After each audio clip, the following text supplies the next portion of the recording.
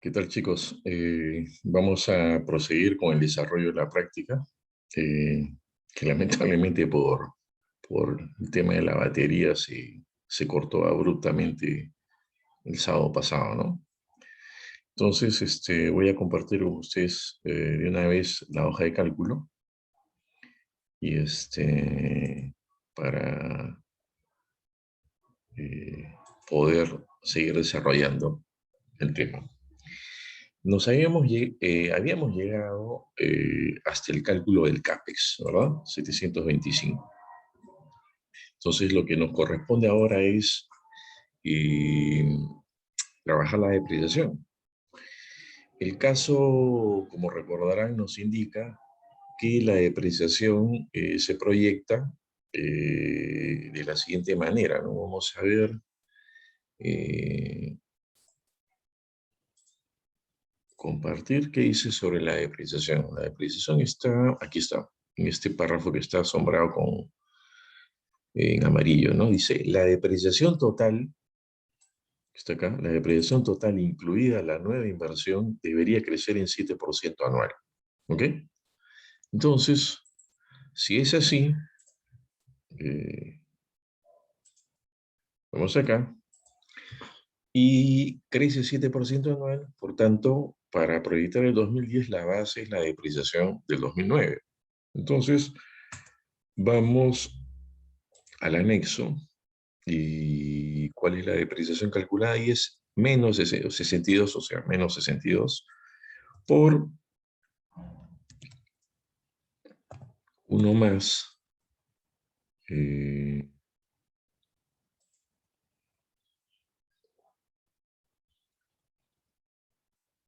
Esto acá, el 7%, ¿verdad? El 7%, eh, que es el factor, ¿verdad? El factor de crecimiento anual. ¿Ok? Entonces tengo acá menos 66. Después viene el cambio en el capital de trabajo no operativo. Bueno, eso es CTNO, ¿no? Capital de trabajo no operativo. ¿Qué significa capital de trabajo no operativo? Son las cuentas del activo corriente que no corresponden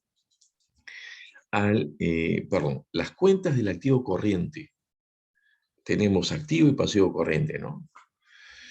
Eh, que no corresponden a las cuentas de capital de trabajo operativo y adicionalmente con excepción también de las deudas financieras de corto plazo. ¿Ok? Entonces, si eso es así, ¿cuáles son las cuentas de capital de trabajo no operativo en este caso? Vamos al balance. Tesorería. Tesorería, ustedes saben que es un caso aparte, ¿no es cierto? Cuentas por cobrar comerciales, capital de trabajo operativo, inventarios, capital de trabajo operativo, cuentas por pagar comerciales, capital de trabajo operativo. ¿De acuerdo? Entonces, fuera eso, están las cuentas por cobrar diversas. Esa es una cuenta de capital de trabajo no operativo. Los activos fijos y la depreciación acumulada son activo no corriente. Y por el lado del pasivo corriente, ¿habrá alguna cuenta de capital de trabajo no operativo? Veamos. Tenemos sobregiro y préstamos bancarios, que eso es pasivo corriente, pero eh, eh, eh, están excluidas de este concepto, ¿de acuerdo? Del capital de trabajo no operativo. Entonces, sobregiro y préstamo bancario no, digamos, no forman parte de este concepto y las deudas a largo plazo menos, ¿no es cierto? Entonces, la única cuenta de capital de trabajo operativo es cuentas por cobrar diversas. Veamos qué nos dice el caso respecto de esta cuenta. Dice lo siguiente: las cuentas por cobrar diversas se terminan de pagar en el 2010. Acá hay un error de redacción, porque si son cuentas por cobrar diversas, en realidad debería decir las cuentas por cobrar diversas se terminan de cobrar en el 2010. Claro, ¿quién termina de pagarlas? Quien nos debe, ¿no es cierto? Pero nosotros, en el sentido de que nosotros somos la empresa que está proyectando sus estados financieros, nosotros tenemos que cobrar. Entonces aquí debe decir, las cuentas por cobrar diversas terminan de cobrar en el 2010. ¿De acuerdo? Entonces, eh, vamos nuevamente a la hoja de cálculo. Y si yo tengo como cuenta por cobrar diversa un saldo de 20, esos 20 los termino de cobrar en el 2010. Por tanto, entran aquí con signo positivo, más, ¿verdad? Más, eh, no sé si se han dado cuenta que aquí hemos cometido un error en el primer, digamos, en esta primera parte del cálculo del flujo de caja, depreciación. Hemos simplemente jalado, ¿no es cierto? Hemos jalado acá la cifra con signo negativo. Y en el flujo de caja, la depreciación entra con signo positivo. ¿Por qué? Porque la depreciación, recordarán, es un gasto fijo no desembolsable. ¿Qué significa eso? Un gasto fijo no desembolsable es un gasto que no implica salida de dinero para la empresa, pero que nos sirve para reducir el pago de impuestos. O sea, actúa como un escudo fiscal. Pero, digamos, eso a nivel del estado de resultados. Pero en mi flujo de caja, esos gastos fijos no desembolsables, que no solo son los que corresponden a la depreciación, otros gastos fijos no desembolsables, por ejemplo, son la provisión para cobranza dudosa, la provisión para desvalorización de existencias. Esos gastos que entran en el estado de resultados con signo negativo, acá en nuestro flujo de caja tenemos que reincorporarlos con signo positivo. ¿Por qué? Porque nunca representaron una salida de dinero. ¿De acuerdo?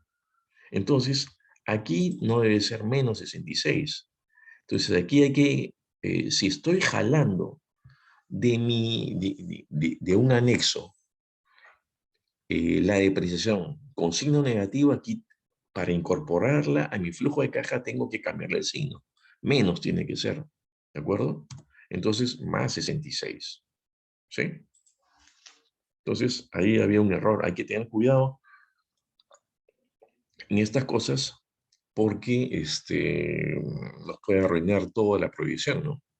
Así, ¿y por qué pasa? ¿Por qué no cuadra? Y es que ha habido por ahí un signo que no debería estar, ¿no? Entonces, muy bien. Ahora sí, hago la suma parcial, ¿verdad? Para el flujo de caja de la empresa. Y tengo menos 496. Pago de deudas. ¿Qué significa el pago de deudas? El pago de deudas es el pago de las obligaciones financieras, pero lo que corresponde a amortización de capital. No todo lo que pago, porque cuando yo pago deuda financiera, pago intereses y capital, ¿de acuerdo? O sea, gasto financiero y amortización de capital. Aquí solo van las amortizaciones de capital. ¿Por qué?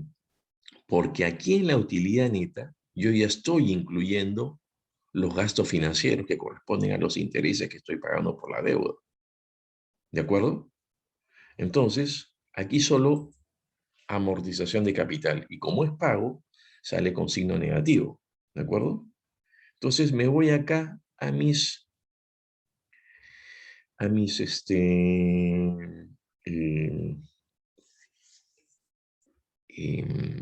mis cuadros de deuda, de la deuda, de lo que he calculado hasta el momento, de la deuda histórica.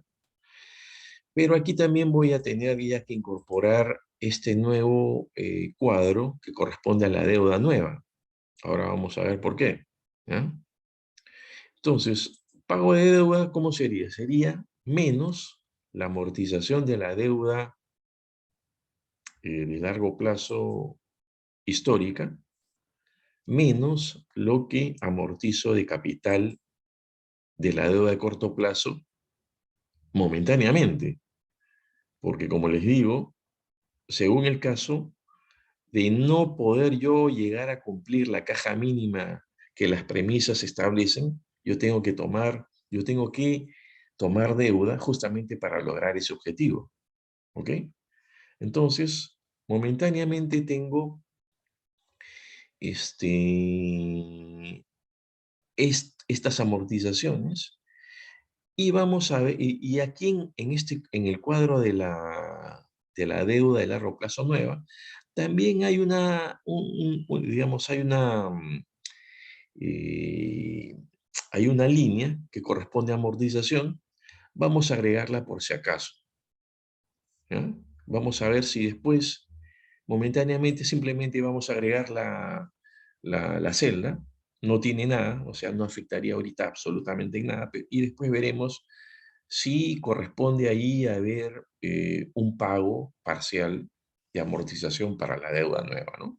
Entonces, tenemos como pago de deuda temporalmente 125, ¿no? Endeudamiento nuevo. ¿Qué cosa es endeudamiento nuevo? Endeudamiento nuevo son todas las deudas financieras que se toman durante el ejercicio que se está proyectando. ¿Y de dónde sale eso? Sale también de aquí, de eh, de nuestros cuadros de deuda, ¿no?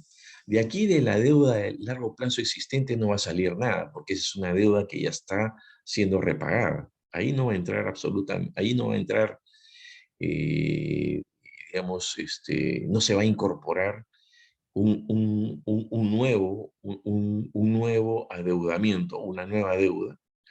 ¿Por qué? Porque, digamos, por el lado de largo plazo, el cuadro de una deuda nueva ya lo tengo formado acá abajo, no acá arriba. Esto es solo la deuda histórica que ya estoy viendo cómo se va amortizando y pagando, ¿no? Entonces, ¿de dónde saco los datos para el endeudamiento nuevo? Necesariamente tendrían que salir de aquí, de esta línea de la deuda de corto plazo, nueva deuda de corto plazo, que ahorita es cero porque no sé si voy a necesitar, ¿verdad? Y también saldría de, de este cuadro de nueva deuda. ¿Saldría de saldo a inicio del año? No. ¿Por qué? Porque al inicio del año no tengo comprometida una nueva deuda aún. La nueva deuda, según premisa, digamos, las contrataciones de deuda, según indica el caso, se hacen siempre a mitad de año, o bien las amortizaciones también se hacen a mitad de año. Por tanto, para llenar eh,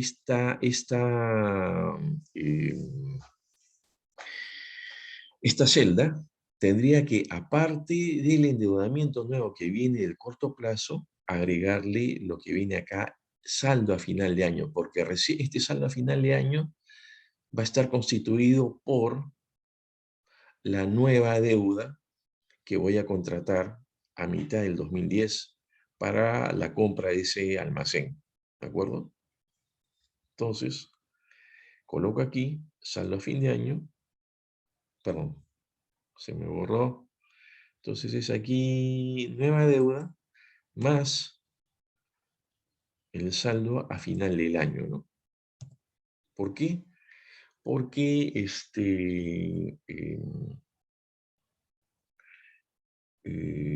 la nueva deuda la contrato a mitad del 2010. Aporte de capital. Y vamos aquí de una vez a llenar los datos de la nueva deuda, ¿no? La nueva deuda, entonces, al inicio del 2010, no tengo nada, tengo cero, ¿de acuerdo? La deuda, el caso de esta deuda de largo plazo dice, el caso dice lo siguiente, aquí está, compartir. Dice, la inversión fija estimada es de 600.000, incluyendo el acondicionamiento y equipamiento del nuevo local. Y para llevarla a cabo se tomaría un préstamo bancario por el 80% de la inversión. O sea, el préstamo es por el 80% de 600. 6 por 8, 48. $480.000 sería el nuevo préstamo. Y este préstamo sería 4 años amortizable anualmente. O sea, si tomo, acuérdense que cualquier pago o toma de nueva deuda se hace a mitad de cada año. Entonces, si esta deuda nueva la estoy tomando a mitad del 2010, la amortización, la primera amortización tendría que ser a la mitad del 2011, porque dice se amortiza anualmente. Y eso se condice con esta condición, ¿no? Que está aquí al último, que dice cualquier amortización de deuda o contratación de deuda nueva se hace a mitad de año respectivo. ¿Ok? Entonces, salimos de acá, volvemos al flujo de caja, y entonces, en el 2010 no va a haber amortización. En primer lugar, porque recién estamos tomando la deuda, ¿no es cierto? Si la estamos tomando a mitad de año y cualquier amortización se hace a mitad de año, no vamos, o sea, no nos van a pedir, no nos van a dar dinero e inmediatamente pedir que amorticemos, ¿no? La amortización se hace recién a la mitad del siguiente año. Entonces, como amortización tengo cero allí, ¿de acuerdo? Y aquí, saldo a final de año deberían ser justamente la deuda que he tomado a mitad del segundo semestre, que es más 600 por punto 8, 480.000. ¿De acuerdo? Entonces, fíjense acá, como endeudamiento nuevo, tengo F2, vamos a ver, F2, perdón, F2 es la sumatoria de la nueva deuda de corto plazo que todavía no sé si tendré necesidad de tomar, y la deuda de largo plazo que he tomado a mitad del año. ¿De acuerdo? Entonces, momentáneamente tengo 480 de endeudamiento nuevo que entra con signo positivo. Aporte de capital sería el 20% restante, porque dice el 80% se financia con deuda y el 20% es con aporte de capital. Entonces sería acá más 600 por punto 2, 120. ¿De acuerdo? Y como pago de dividendos, ¿qué dice el caso? El caso dice lo siguiente. El caso dice, vamos a ver,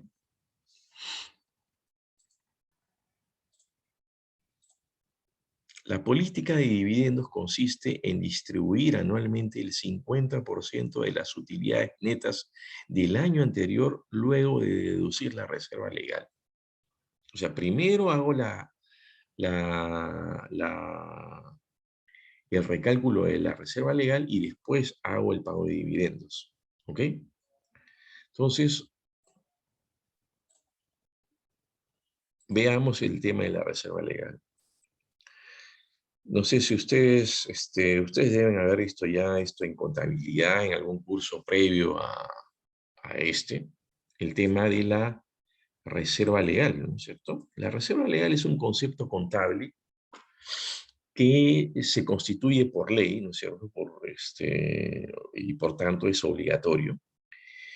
Y ese dispositivo legal establece que toda empresa debe constituir una reserva legal. ¿Para qué? Para poder cubrir posibles deudas, perdón, para poder cubrir posibles pérdidas del ejercicio, a futuro.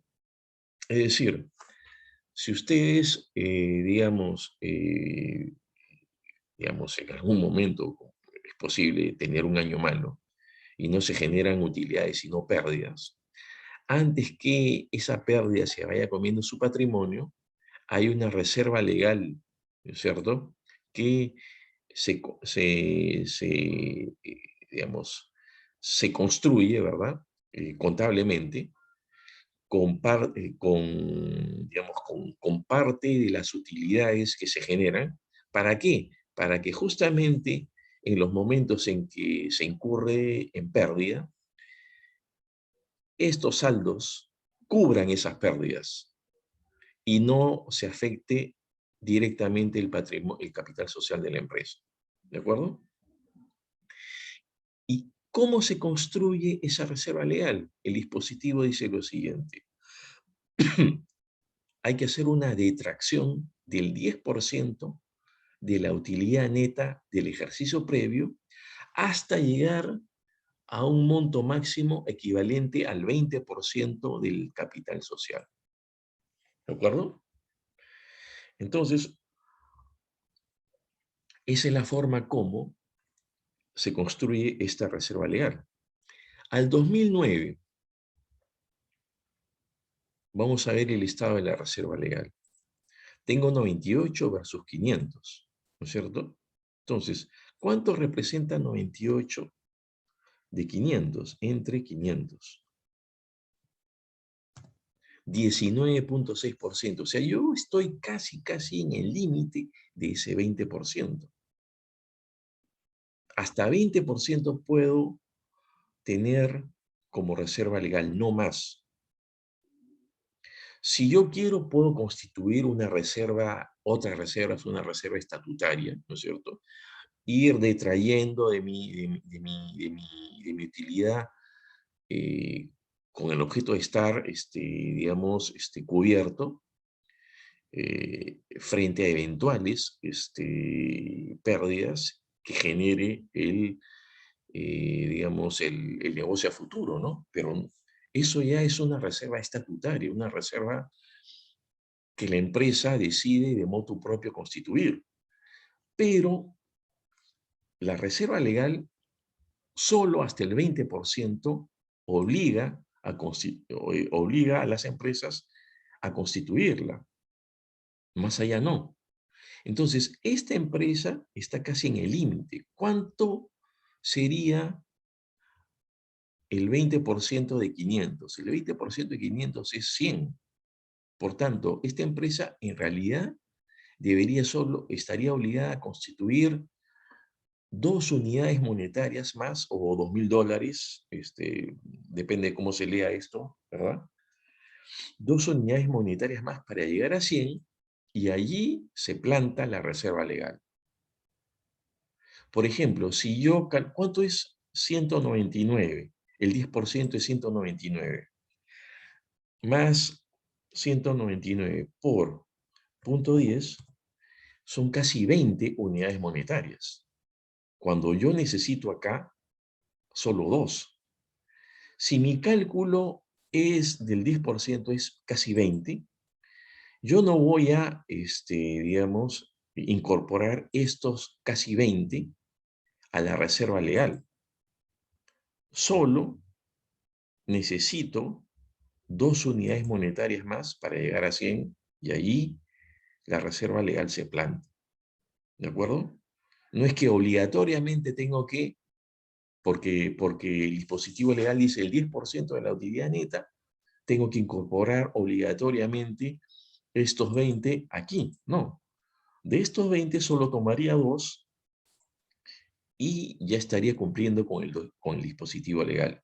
Y todo lo demás vuelve a ser o utilidad, digamos, ya se incorporaría, ¿verdad?, en el siguiente año a la utilidad acumulada. Entonces, de estos casi 20, debería tomar solo 2, y los 18 que restan van a utilidad acumulada, digamos, hasta que se reparta eso como un dividendo, ¿no?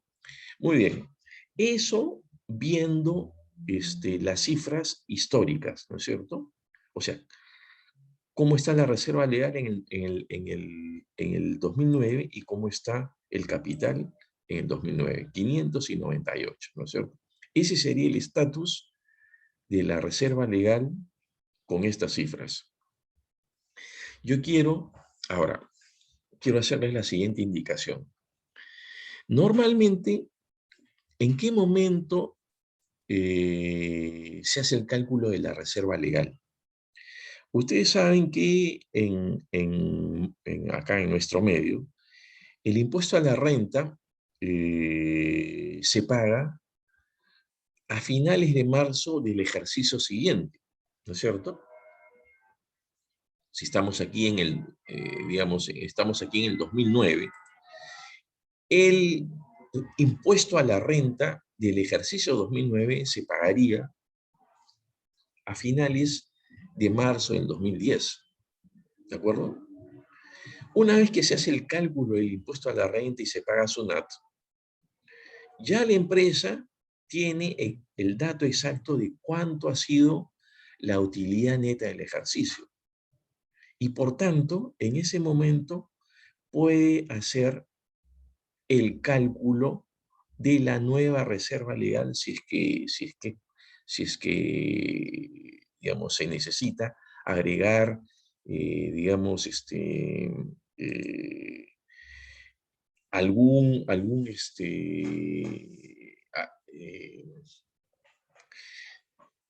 si es que se necesita incrementar la reserva legal, ¿de acuerdo? Entonces, después de marzo, yo ya tengo la utilidad neta y veo el nuevo cálculo de la reserva legal. Eso normalmente se hace entre abril y junio, ¿de acuerdo? Y probablemente también después de marzo ya se puede hacer el pago de dividendos. No necesariamente el pago de dividendos coincide se hace entre abril y junio, puede ser después, ya eso es un tema interno de la empresa, pero normalmente la reserva legal sí se hace después, el recálculo, perdón, de la reserva legal se hace después de haber pagado el impuesto a la renta, o sea, entre abril y junio, ¿de acuerdo? Eso es la práctica usual y normal en la vida real, ¿de acuerdo? Quiero que vayamos aquí, quiero que veamos un rato el solucionario que tienen ustedes respecto a este aspecto, para que entiendan cómo se está procediendo en el solucionario y ustedes, digamos, no se sorprendan de lo que pueden ver ahí, ¿ya? Voy a explicarles ahorita. ¿Qué pasa? Fíjense acá, ¿qué pasa con la proyección del balance del 2010? Ustedes tienen acá, no tienen como capital social, acuérdense lo que teníamos en el 2009. En el 2009 teníamos un capital de 500 y una reserva legal de 98. Faltaban solo 2 unidades monetarias para poder llegar al límite de 20%. ¿De acuerdo? Sin embargo, acá en el 2010 tenemos 620 y reserva de 118. Si, como yo les digo, en la vida real, el cálculo de la reserva legal se hubiese hecho tal cual se da entre abril y junio, yo seguiría teniendo como capital social 500 a esa fecha, a abril de 2000, entre abril y junio del 2010, perdón, seguiría teniendo como capital social 500 y por tanto, si recalculo mi reserva legal tendría necesidad solo de agregar 2 unidades monetarias o $2.000, como ustedes lo quieran ver, a la reserva legal para poder hacer el recálculo de la misma y completar el 20%. ¿Por qué tendría que ser eso? Porque el capital social no se hubiese movido. Estos 620 que ustedes tienen acá corresponde al capital social al final de 2009, que es 500, más el aporte de capital de 120 que se ha hecho para la compra del nuevo, digamos, del nuevo local, del nuevo almacén. Pero recuerden ustedes que según las premisas del caso, esa operación que va aparejada con la toma de deuda, recién se va a hacer a mitad del semestre, o sea, en junio, a finales de junio, digamos. Entonces, no debería estar incorporado esos 120 entre abril y junio, aún no.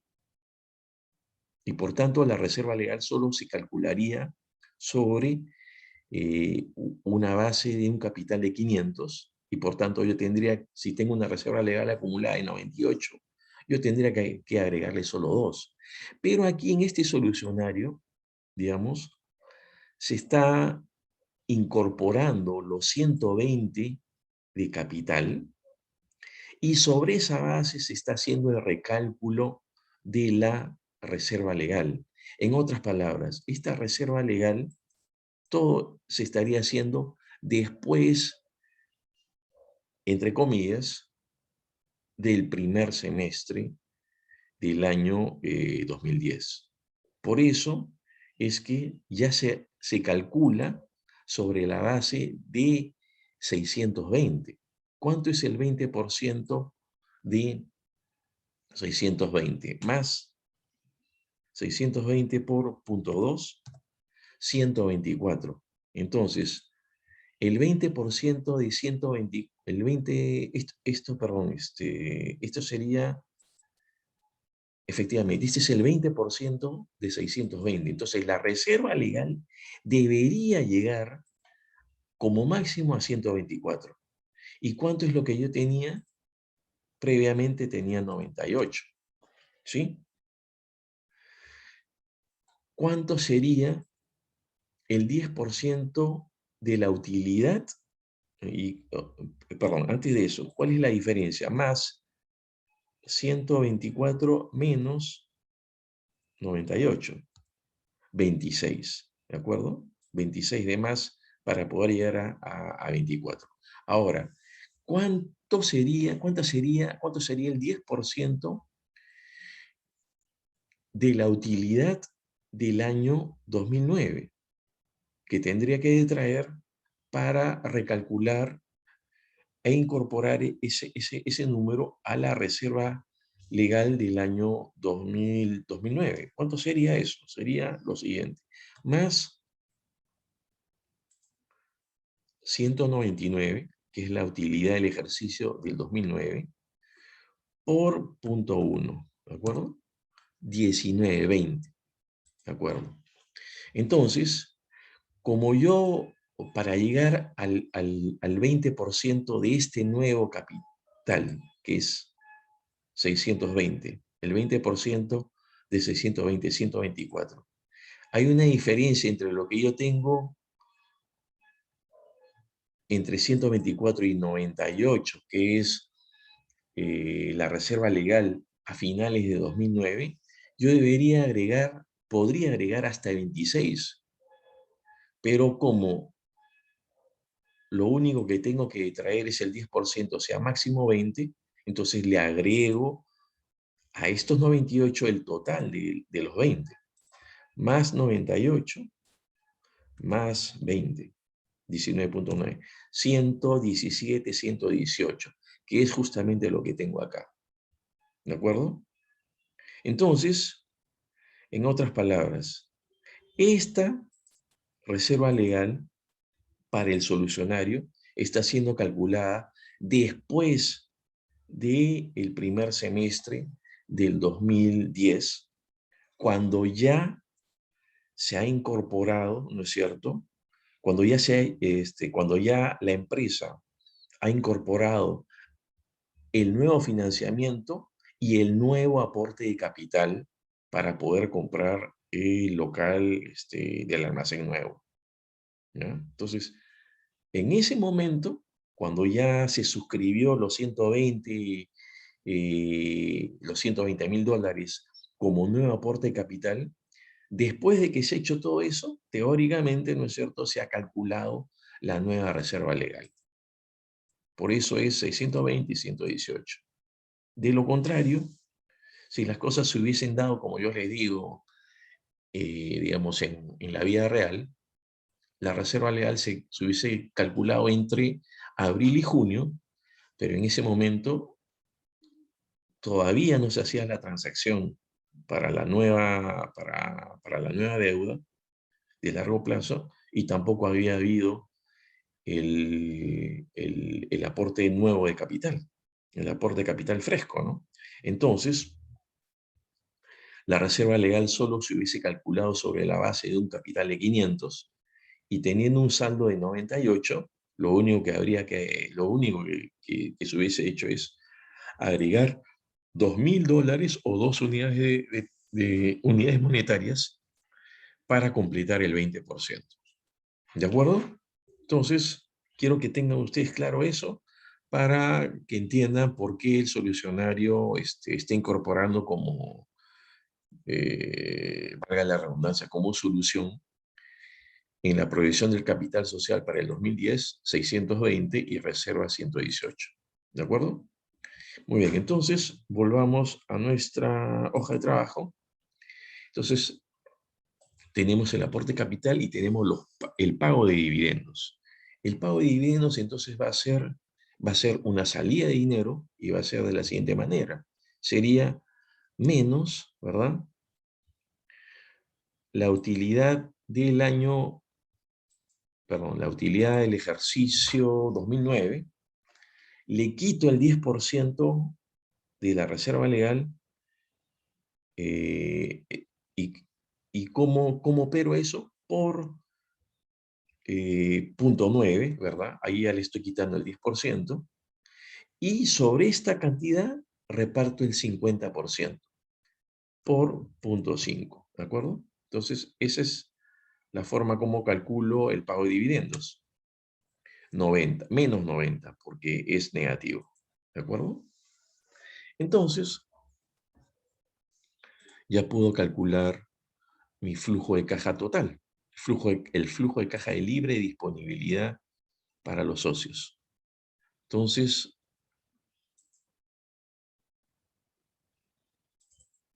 perdón, no, está mal esto. Aquí estoy, ya, pero incorporo este subtotal del flujo de caja de la empresa hasta aquí y ya tengo el nuevo saldo, perdón, el saldo del flujo de caja de libre disponibilidad, ¿no es cierto? Entonces, recuerden una cosa, que este flujo de caja es un flujo de caja, digamos, temporal, no definitivo. ¿Por qué? Porque yo todavía no sé si voy a demandar deuda nueva para poder cumplir con el objetivo de tesorería, que es tener como una caja mínima de 100. ¿De acuerdo? Entonces, vamos a ver en qué situación estamos. ¿Eh? Tengo acá una caja de menos 100, menos 110. Vamos a ver si, si los signos están bien. La utilidad neta, 231, ¿ok? El cambio en el capital de trabajo, hay más capital de trabajo, menos, ¿no es cierto? Menos 88, inversión en CAPEX, menos, depreciación positivo, el cobro de las cuentas de capital de trabajo no operativo, pago de deudas negativo, endeudamiento nuevo positivo, aporte de capital positivo, pago de dividendos negativo. Muy bien. ¿Cuánto es lo que tengo como tesorería al final del 2010? Ahora vamos a ver si cumplimos o no con ese objetivo de tesorería. ¿De acuerdo? Entonces, más el flujo de caja de libre disponibilidad para socios al final del 2010, más lo que yo tenía como tesorería al final del 2009. Entonces, ¿cuánto tengo ahí? Ahí tengo -1. ¿Llego a 100? No, no llego a 100. Entonces, ¿qué pasa? Para poder cumplir con mi objetivo de tesorería, tengo que manipular una variable específica. Y la variable específica a manipular en este solucionario es tomando deuda. ¿De acuerdo? Entonces, voy a venir acá, donde dice nueva deuda de corto plazo. ¿Cuánto es lo que yo voy a necesitar allí? Vamos a ver cuánto es lo que yo voy a necesitar. Antes de eso, aquí estoy viendo que me está faltando calcular los intereses de la deuda de largo plazo nueva. Recuerden lo siguiente. Esta deuda está siendo tomada a mitad del 2010. Y según lo que indica el texto del caso, la amortización se hace recién anualmente, vale decir, se haría a mitad, la primera amortización se haría a mitad del año 2011. ¿De acuerdo? Muy bien. Entonces, ¿pero qué pasa? Esta deuda, desde que la tomo, desde fines del primer semestre del 2010, esta deuda está generando intereses. Por tanto, al final del año 2010, ha generado intereses por un semestre. Y esos intereses esos intereses devengados, tengo que incorporarlos en mi estado de resultados. Por tanto, aquí tengo que calcular, en este cuadro nuevo de la deuda de largo plazo nueva, tengo que calcular los intereses. ¿Y los calculo cómo? De la misma manera como con esa forma alternativa con la que he calculado los intereses para las deudas existentes, ¿no es cierto? ¿Y cómo es eso? Es la semisuma de los saldos iniciales y finales por la tasa de interés, ¿no es cierto? Entonces, más 0.5 por el saldo inicial, que es 0, ¿verdad? Más el saldo final, que es 480, ¿por qué? Porque esa deuda la tomo a mitad de año, ¿de acuerdo?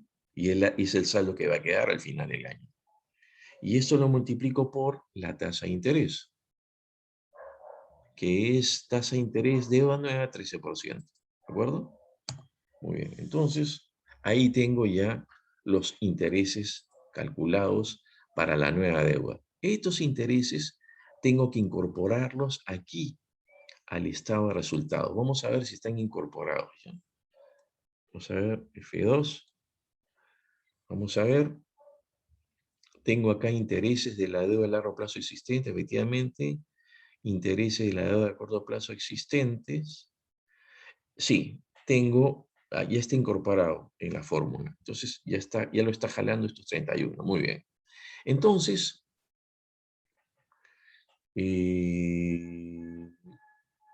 muy bien. Ahora sigo teniendo ya. Fíjense lo que ha pasado. Aquí si recuerdan, tenía -1, ¿verdad? ¿Por qué? Porque no había calculado los intereses de la deuda de largo plazo nueva. Al calcular los intereses de la deuda de largo plazo nueva, se ha recalculado los gastos financieros, se ha recalculado la utilidad neta, se ha recalculado la utilidad neta, la primera línea del flujo de caja, se ha recalculado digamos, el flujo de caja final, y también se ha recalculado la tesorería, ¿de acuerdo? Porque la tesorería es el flujo de caja final más el saldo de caja a finales del año, a finales del año 2009, que es lo mismo, principio del año 2010. ¿De acuerdo? Entonces, ahora sí, necesito tener acá 100 y tengo menos 22. Vamos a ver cuánto, vamos a manipular esta cifra y ver cuánto es lo que necesito finalmente. Necesito, a ver, vamos a poner 100. Si pongo 100 acá, ¿cuánto tendría? Se recalcula estos intereses. Fíjense, fíjense el efecto. Al poner acá, esto era 0. ¿Ya? Al poner, fíjense lo que pasa aquí en esta celda.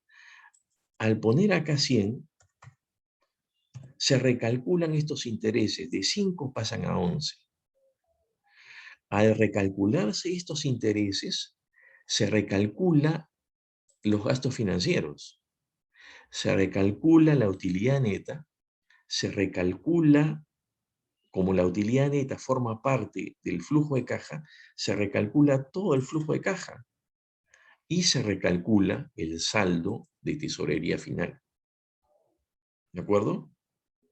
Entonces, y todavía no llego a los 100, entonces necesito más deuda. Vamos a poner acá 130. 130. Se recalculó todo de nuevo y ya tengo 103, que es lo mismo que 100, ¿no es cierto? Entonces, como mínimo necesito endeudarme en $130.000 o 130 unidades monetarias con deuda de corto plazo para poder tener una caja mínima de 100. Entonces, recapitulemos lo que dije al inicio de la práctica. Cuando ustedes hacen una proyección de estados financieros, empiezan por el estado de resultados, pero en esta proyección del estado de resultados, si es que ustedes han, digamos, calculado correctamente las instancias previas al resultado operativo, estas cifras son definitivas. Son las únicas definitivas. Si es que calcularon todo lo anterior bien. Si para cumplir con el objetivo de tesorería ustedes tienen que manipular el concepto deuda, todo lo demás que calculen después del resultado operativo va a ser provisional, hasta que ustedes vean que están cumpliendo efectivamente con el saldo de tesorería mínimo que le piden. ¿De acuerdo? Porque van a tener que manipular esa cifra y se van a recalcular los conceptos después del resultado operativo. Al calcularse esos conceptos se recalcula el flujo de caja y se recalcula el balance general, el concepto de tesorería. ¿De acuerdo? Entonces, ojo con eso. Recuerden eso. Muy bien, entonces ya cumplí con mi caja mínima de 100, ¿verdad? Ahora prosigamos llenando todo lo demás. ¿Cuál es el capital de trabajo operativo? El capital de trabajo operativo, según lo que tengo acá como premisa, recuerda, representa el 40% de las ventas, ¿no es cierto? Entonces, aquí es simplemente 0.4 por las ventas. Mis ventas han sido 2.420, ¿de acuerdo? Entonces tengo como, perdón. Entonces, más 0.4 por 2.420, ¿no? Enter, ahí está, 968. Cuentas por cobrar diversas, no tengo nada porque ya lo cobré todo, 0, ¿verdad? Activo fijo tengo, ¿cómo se construye el activo fijo? El saldo inicial del activo fijo, que es el saldo final del 2009, que es este de acá, más, ¿qué cosa? Más la inversión en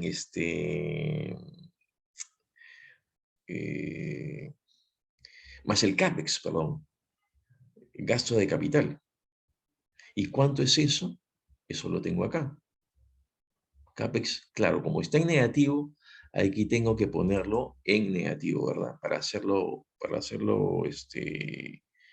que sume, ¿verdad? Entonces, menos 725, ¿de acuerdo? Entonces, ah, a ver, que estoy acá, que está mal. Oye, esto de acá.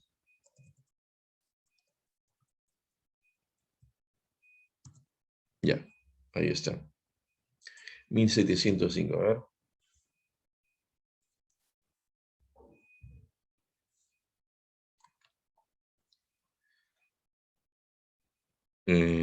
Sí, eso está bien. Ok. Entonces, 1705. Depreciación acumulada, ¿cuál sería? El saldo de la depreciación acumulada. La depreciación acumulada sería, ¿no es cierto? La depreciación acumulada al final del ejercicio pasado, que es menos 607, más la depreciación del ejercicio 2010. Ya que eso sí lo tengo acá, vamos a sacarlo acá para, ya, menos 66, ¿no es cierto? Y ahí está. Ahora sí sumo todos los activos, 2102. ¿Eh? ¿Qué tengo como sobregiro los saldos de las deudas bancarias? Sobregiro y préstamo bancario, eso es deuda de corto plazo, sería más lo que tengo acá, 130, ¿verdad? Esto es el saldo final, porque la deuda, el saldo inicial ya lo amorticé, ¿de acuerdo? Lo amorticé a mitad de semestre. Entonces, no en 130, y como deuda a largo plazo tengo más los saldos finales de la deuda vieja, 274, más el saldo final de la deuda nueva, 480, ¿de acuerdo? Sumo los pasivos, 884, ¿y qué tengo acá como capital social? Tengo capital social más, ¿no es cierto? Como habíamos dicho en la explicación de la reserva legal, perdón, así es, de la reserva legal, tengo el capital social previo, que es 500, más el aporte de capital que he hecho acá, 120, ¿de acuerdo? ¿Ok? La reserva legal, ¿cómo sería la reserva legal? Sería, operamos de esta forma, más la reserva legal al final del 2009 o comienzos del 2010, más el 10% de la utilidad neta del 2009. 199 por punto 1, ¿de acuerdo? 118, ¿de acuerdo? Ya explicamos eso cuando vimos el tema de la reserva legal. Las utilidades acumuladas, ¿cuáles serían? Utilidades acumuladas serían más, acuérdense que estamos ahorita proyectando 2010, ¿ah? Entonces las utilidades acumuladas serían las utilidades acumuladas al final de 2009, que son estas, ¿no es cierto? Más la utilidad del ejercicio del 2009, que es 199, por punto 9, le estoy quitando lo que he detraído de esa utilidad para aumentar la reserva legal, ¿no es cierto? Y de esa cantidad, acuérdense, estoy repartiendo el 50% como dividendos. Entonces, vamos a ponerlo así, más, vuelvo acá, y voy a dividendos. ¿Dónde estaban los dividendos?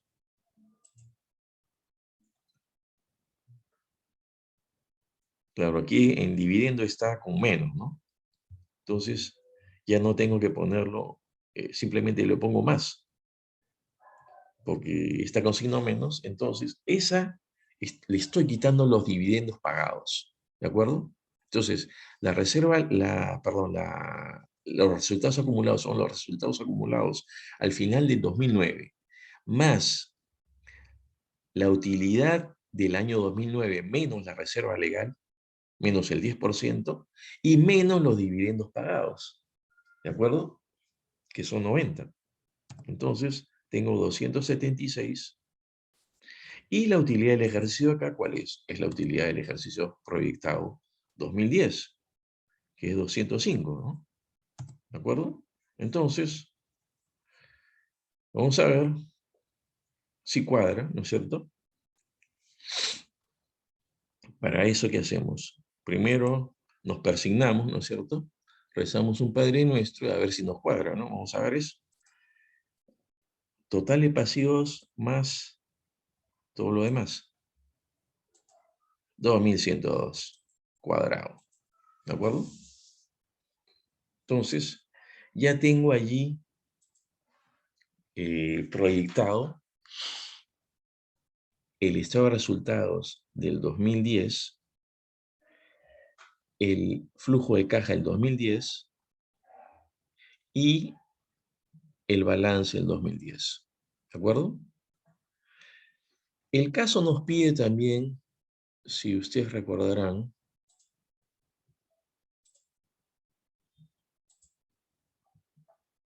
también deberá usted establecer las premisas que considere necesarias en caso no hayan sido definidas.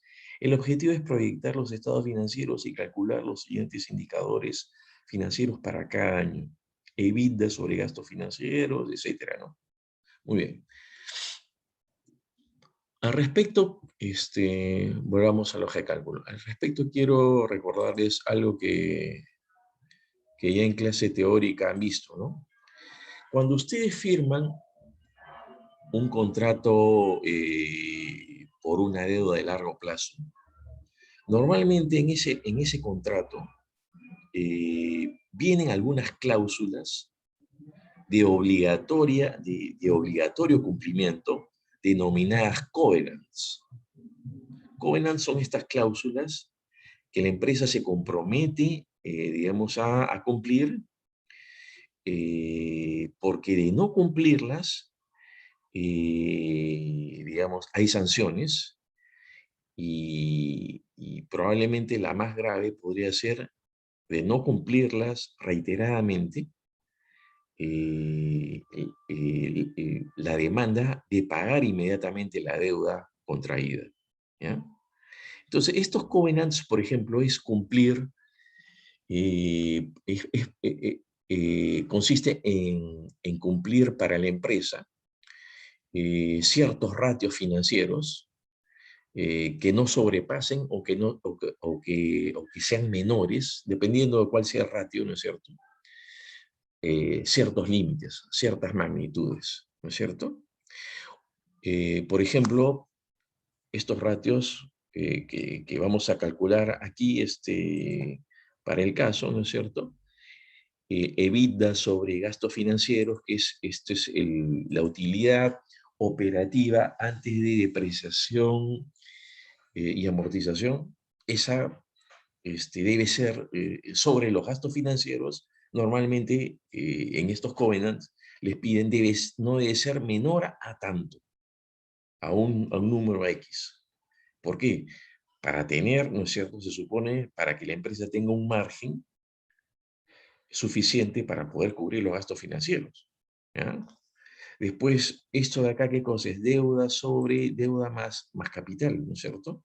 Esto normalmente no debería pasar de una magnitud X para evitar que la empresa se sobreendeude y no pueda cumplir con el pago de la deuda ya contraída, ¿no? Otros covenants que normalmente se establecen es que mientras la empresa no haya pagado esa deuda a largo plazo, no reparta dividendos. Aquí no se da ese caso, ¿no? Pero en la vida real eso se exige, porque el banco les dice a ustedes, antes de repartir dividendos, primero págame a mí. El banco se quiere asegurar que la empresa le repague la deuda contraída. ¿De acuerdo? Entonces, ese puede ser otro covenant. Entonces, vamos a calcular aquí estos ratios financieros que podrían ser parte de unos covenants, ¿no es cierto? En un contrato de deuda de largo plazo real, estos podrían ser unos covenants a cumplir. Y simplemente para el 2010 vamos a hacer el cálculo. ¿Qué cosa es el EBITDA? El EBITDA es, como le digo, la utilidad operativa antes de depreciación y amortización. Entonces, 396 le sumamos la depreciación, ¿no es cierto? Le sumamos, es 462. El EBITDA entre gastos financieros sería ¿cuánto? Más 462 entre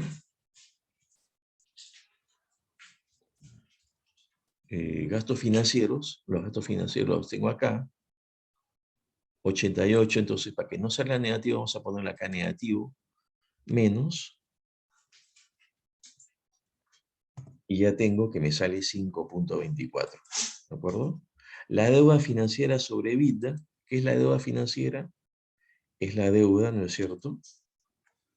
Son estos componentes que tengo acá en el pasivo, 130 más 754, entre el EBITDA, que es 462, ¿verdad? 1.91. Y este indicador, ¿cuánto representa la deuda del total de deuda más patrimonio, ¿verdad? Más 884 entre 2102, ¿no? Entonces la deuda representa el 42% del total de pasivo y patrimonio, ¿no es cierto? Entonces este es un indicador de solvencia.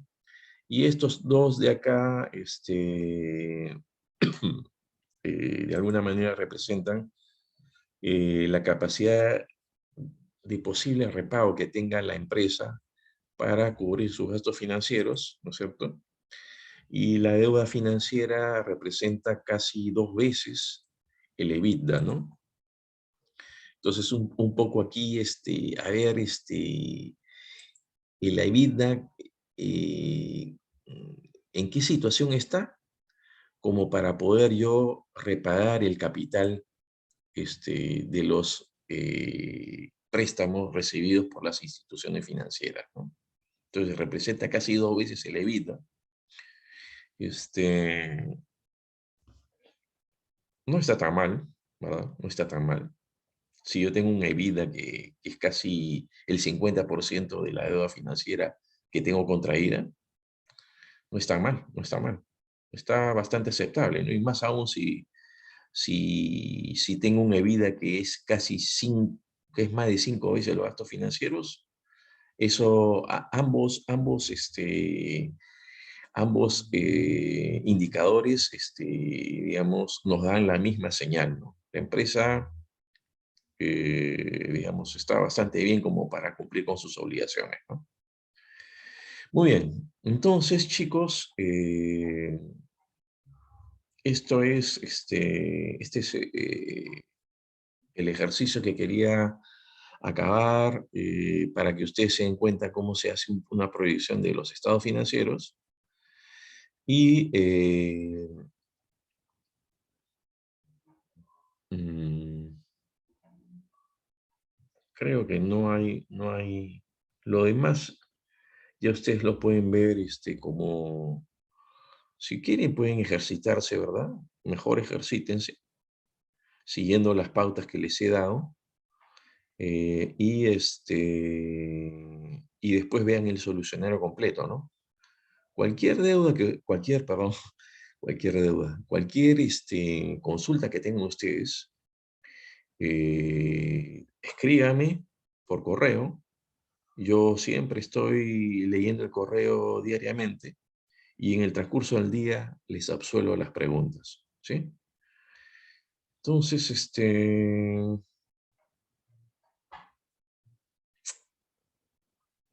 eso es todo. Eso es todo por la presente práctica. Y nos vemos, estudien este material porque el próximo sábado hay práctica calificada, ¿no? ¿De acuerdo? Entonces, déjenme salir de aquí. Perdón, dejar. Ya. Y estoy a disposición de ustedes para cualquier pregunta y nos vemos el próximo sábado durante la práctica calificada. Seguramente cuando vean estos videos ya se habrán enterado que el control de lectura uno que tuvo el problema que ya les he mencionado, se ha trasladado para el 24, me parece. Y va a ser sobre el mismo material, ¿no es cierto? Entonces, sí, no creo que me esté olvidando de algo más. No. Muy bien, estudien, repasen esto y cualquier consulta me escriben. Y yo les respondo a la brevedad. En el mismo día van a tener la respuesta a sus preguntas, ¿sí? Ok, nos vemos.